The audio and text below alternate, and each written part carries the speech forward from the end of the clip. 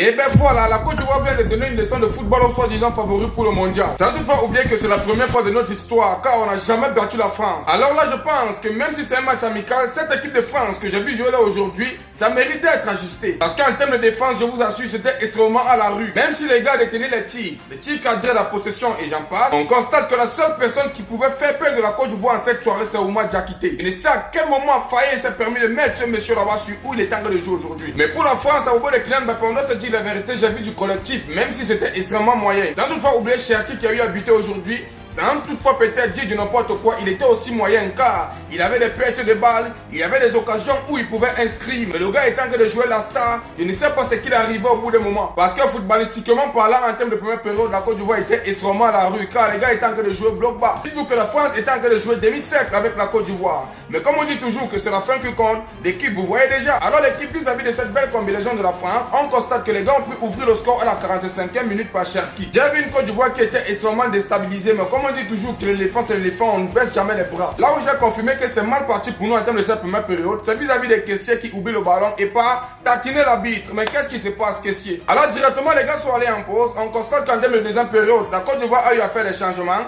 sans toutefois oublier la France. Mais l'équipe, si je prends en termes de Côte d'Ivoire, on constate que Pépé est entré, Diallo est également entré, c'est là où le match a complètement changé. On constate directement que c'est une belle combinaison. Galadoué se permet d'inscrire le but qui fait en sorte que les gars puissent revenir à 1-1. On constate directement que son frère se permet de rigoler. C'est bien de voir son frère marquer. Alors c'était quelque chose d'extraordinaire. Alors le match a continué de bout en bout. On pensait peut-être que la France devait rester là à 1-1. Mais l'équipe on a menti. Car dans ce match aujourd'hui, il n'y avait plus de Kylian Mbappé en termes de deuxième période. Et aussi Cherki qui était sorti en termes de deuxième période. La seule personne qui est restée, qu'on pensait peut-être qu'il pouvait faire la différence, c'est Thuram. Car en termes de première période, il était un peu en pétard. Mais en termes de deuxième période, il a gâté complètement son match en termes de France. Alors l'équipe, le match a continué de bout en bout. Vu que la Côte d'Ivoire n'a pas dit son dernier mot, on constate directement que Amad Diallo vient inscrire le deuxième but qui permet en sorte que la Côte d'Ivoire puisse en sortir dans ce match avec une victoire. Oui, même si c'est un match amical, c'est quelque chose de bien car la Côte d'Ivoire n'a jamais battu la France. Alors c'est une première dans l'histoire. Et je pense que cette étiquette est quittée sur nous. Mais on doit se dire la vérité, la Côte d'Ivoire est en train de venir en pétard en termes de ce mondial.